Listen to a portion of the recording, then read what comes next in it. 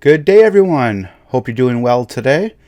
We got an article from Esquire.com titled Every Major Star Wars The Rise of Skywalker Fan Theories. So, this article will have different Star Wars theories. Some of them are not too bad, some of them are really way out there. So, let me know what theory you think are good and which theories you think just suck. All right. And if you like this kind of content, consider subscribing to the channel. Now let's get on with it. In a lot of ways, the months and years of speculation about Star Wars movies are just as fun as the Star Wars movies themselves.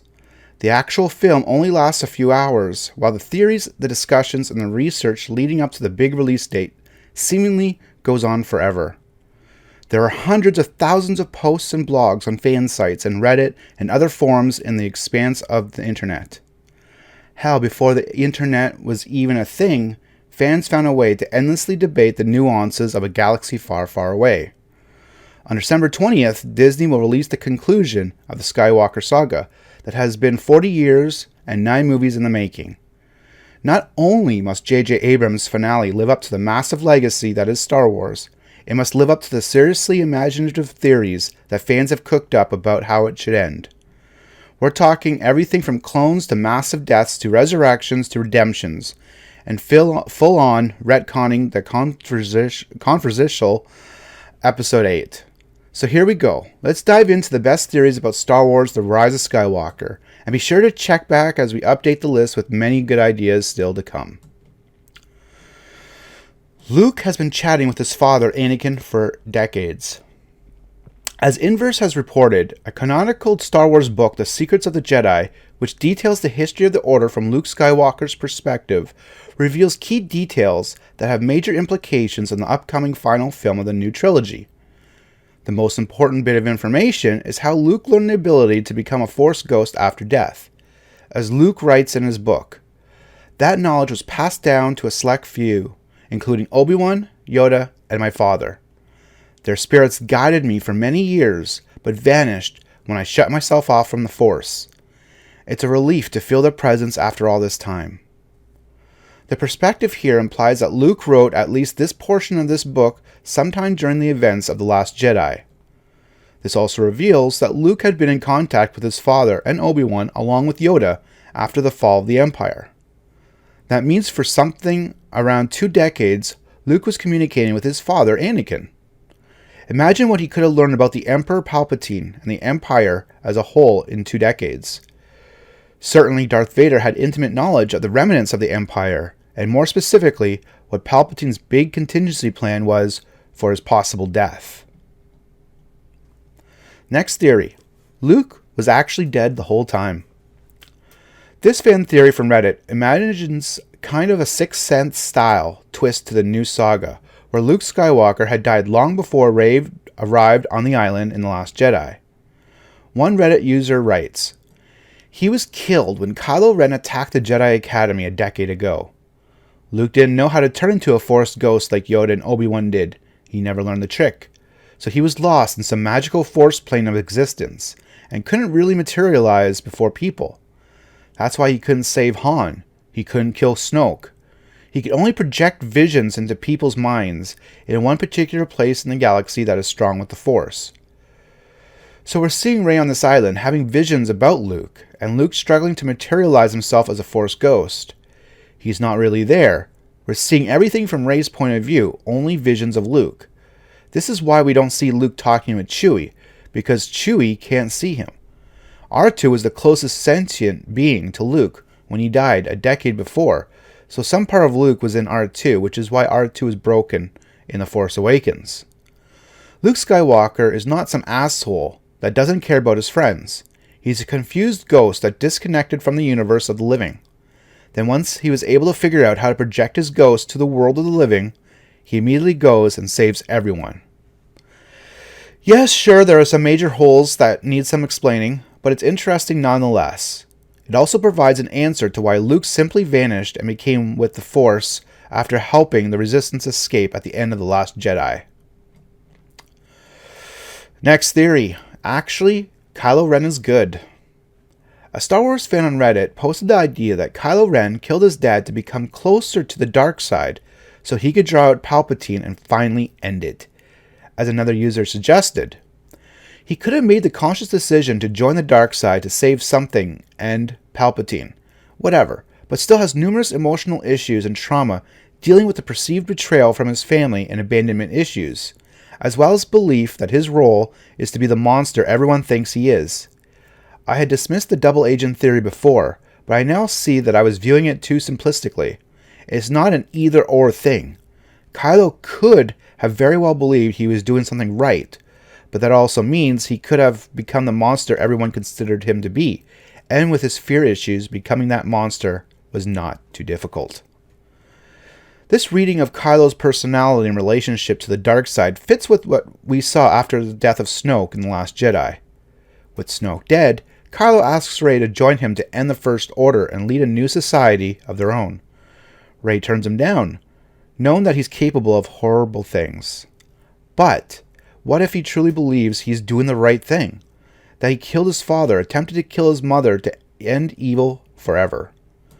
Let's also take into account a sneaky little line from A New Hope when Aunt Beru says to Uncle Owen, "Luke's just not a farmer, Owen. He has too much of his father in him."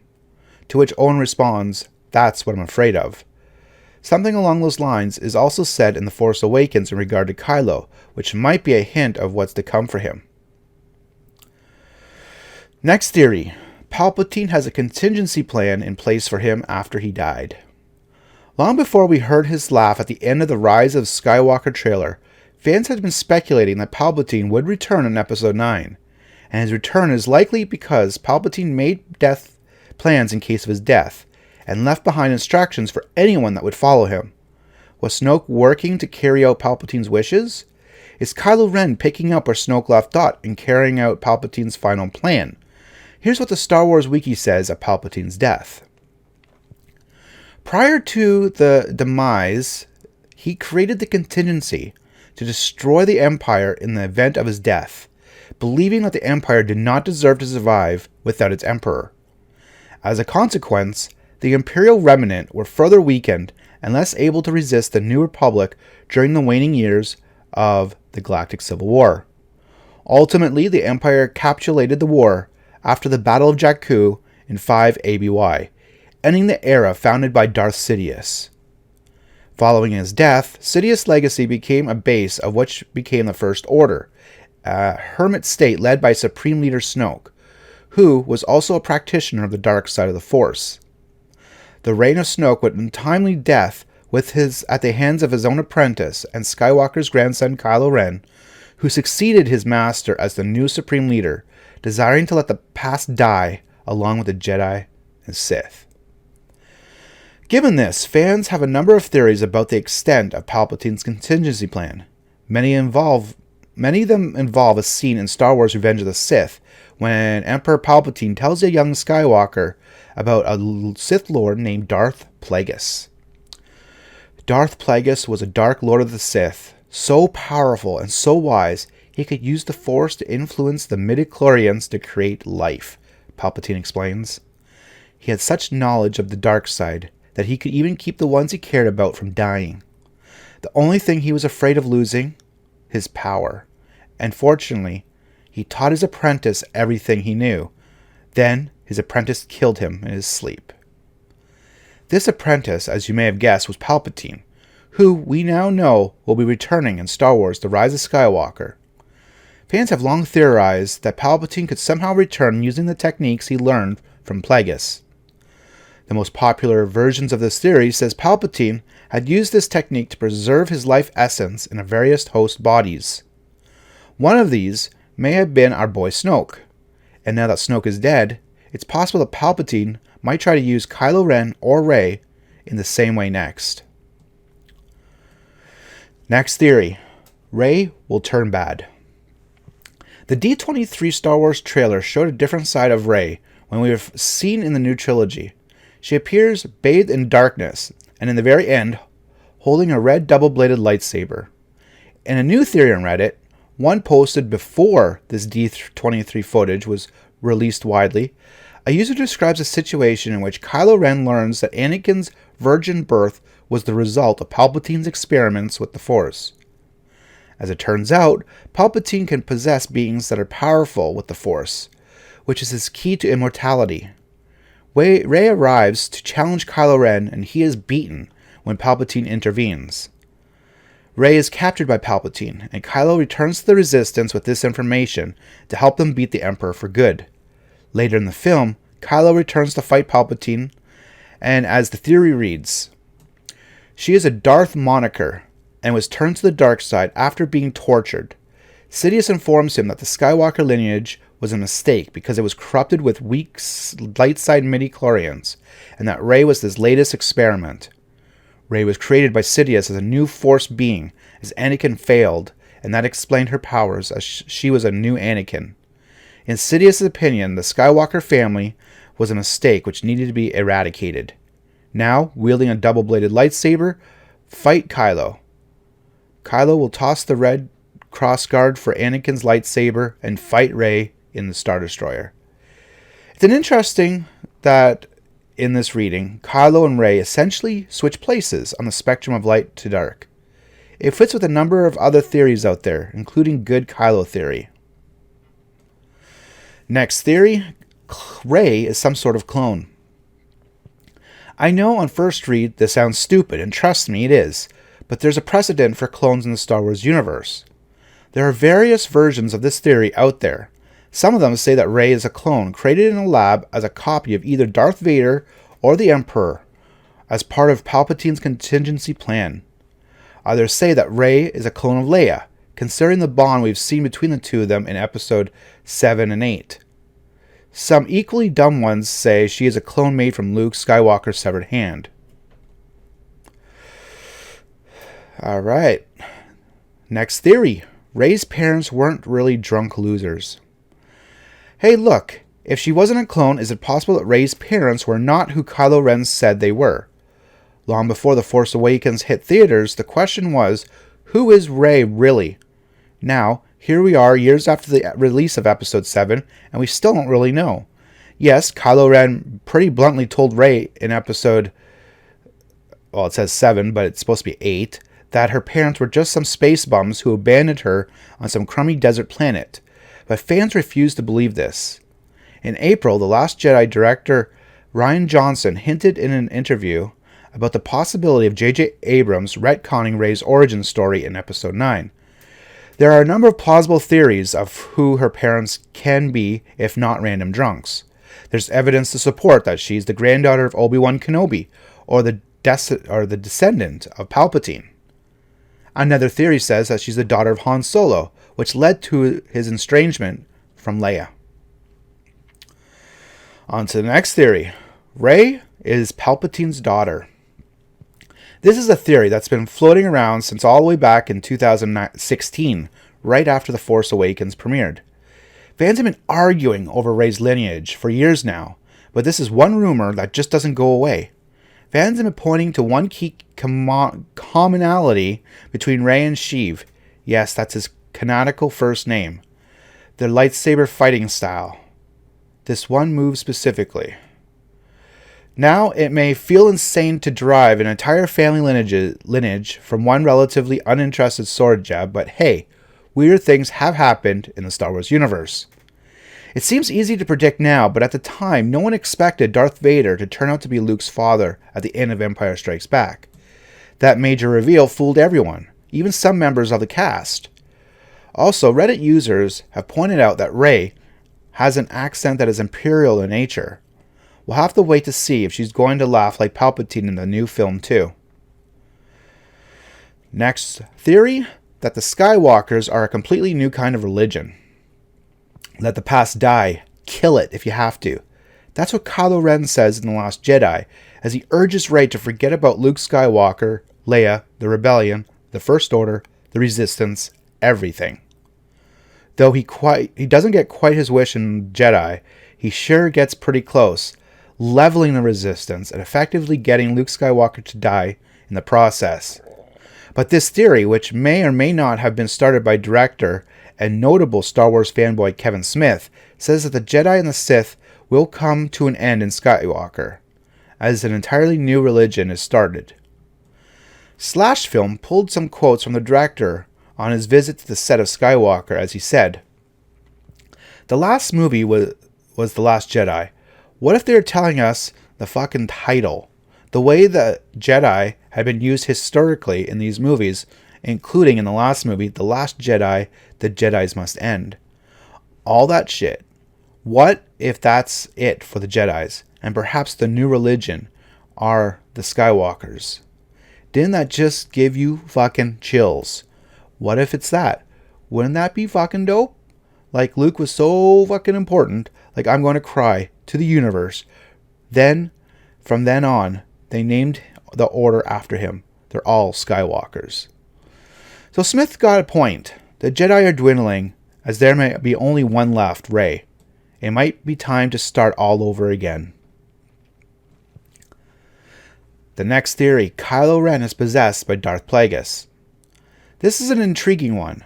Just like the Jedi with their mind control and Force spirits, the Sith have some special supernatural powers of their own. And according to user Empire Death Bunny on Reddit, possession is one of them. We've not seen anyone in Star Wars live-action films become possessed yet. Sure, characters have been tempted and seduced by the dark side, but none of them have been exorcist-level possessed. As the Reddit user says, "Ever notice his name, Darth Plagueis? Plague as an infectious disease?" Darth Plagueis unlocked the secret to immortality by moving from one body to the next, continuing his lifespan through multiple hosts over countless years. Ever wonder why Palpatine was so obsessed with training a powerful new young apprentice? Surely he knew that one day the apprentice would want to overthrow him, so why train his own murderer? In Return of the Jedi, Emperor Palpatine continually provoked Luke to strike him down. Why would Palpatine want to be killed if the goal is longevity? Because Emperor Palpatine was assumed by Darth Plagueis, and through his death, he would be able to transmit himself into a new host body. He wasn't just looking for an apprentice, he was looking for a new body, since Palpatine's body was growing old. Luke Skywalker was meant to be the next host body for Darth Plagueis, but unfortunately for Plagueis, Darth Vader had a change of heart and defeated the Emperor. We all know the famous line, "If you strike me down, I will become more powerful than you could possibly imagine." Obi-Wan says this before he dies. So it's been made clear that the Jedi are powerful after death, with capabilities that transcend the corporeal realm. What happens to the Sith when they die? We don't actually really know. Perhaps Skywalker will answer all that. I believe this is the last theory. Matt Smith will be playing a young Palpatine. Doctor Who star Matt Smith will be appearing in the upcoming Star Wars film, but it's not clear exactly who the actor will be playing. Inverse reported back in November 2018 that all arrows were pointing directly to young Emperor Palpatine. Why and how there could be a young version of the wrinkly old evil dude in this film is anyone's guess, but though Disney officially retconned all these stories, there's actually a big precedent for the Star Wars lore, a younger version of old Sheev. The now irrelevant Star Wars Expanded Universe, which Disney put the kibosh on back when they bought Lucasfilm in 2012, had a few very notable versions of a young Palpatine, particularly one that's a clone of the old evil guy, appearing in the 1991 Dark Horse comic series Dark Empire. You can all read it about here in the Star Wars fandom wiki. If this story is taking note from Dark Empire in any way, we may expect a younger clone version of the angry old man seeking revenge on the Jedi, and Luke Skywalker, or perhaps in this case Rey, facing off with the clone to end the Sith once and for all. So that was a lot of theories that we just went through. What do you think about these theories? Which one do you think is the most reasonable? And which one is just way, way out there? Personally, let's see. I don't think the whole Luke was actually dead the whole time will work out. But the Luke chatting with his father, Anakin, for decades, that seems like pretty on if it's in the book. That'll come out in November, I believe. Kylo Ren is actually good. Possibly. Palpatine a contingency plan in place for after he died. I do think he has a plan. Not sure if it actually is working out the way he wanted it to, but I definitely think he has some sort of plan, or had a plan. Rey turns bad. All honesty, I think the whole Rey turning bad thing would as a Force vision or nightmare or something like that. I really don't think she will turn bad. She may have doubts and things like that, but and maybe that Force vision of where you see her with a double-bladed red lightsaber, but I don't think it's going to be actually her. It'll be a Force vision. That's what I think. Rey is some sort of clone. I've gone on and off on this theory that she's a clone. I'm still unsure if I trust that or not. But yeah. Rey's parents weren't really drunk losers. I don't think they were. I think Kylo was lying. I think there's someone, maybe not Obi-Wan's granddaughter or anything like that, but there was someone. Rey's Palpatine's daughter, maybe, but I don't really think so. Skywalker's is going to be a completely new religion. That could be. Instead of you're a Jedi, you're a Skywalker. Kylo Ren's possessed by Darth Plagueis. I don't really see that too much. I mean, it could happen, but I don't think so. Be interesting, though. And Matt Smith playing young Palpatine. I don't know. I heard that he was a dark acolyte, maybe like up there with the dark side of the Force by Palpatine, but who knows? I don't know. I mean, not much people know at all what Matt Smith is doing in The Rise of Skywalker. So, but let me know your thoughts on these theories. I really like to hear your thoughts and your own theories that may be in The Rise of Skywalker. And we do have a merch store. It'll be in the description. We just relaunched it. There's some cool stuff in there. And it helps fund our Lightsaber Academy that we do for our youth for free. So, yeah, try our merch store and, consider maybe being a Patreon. All right? So, as always, take care and have an awesome day.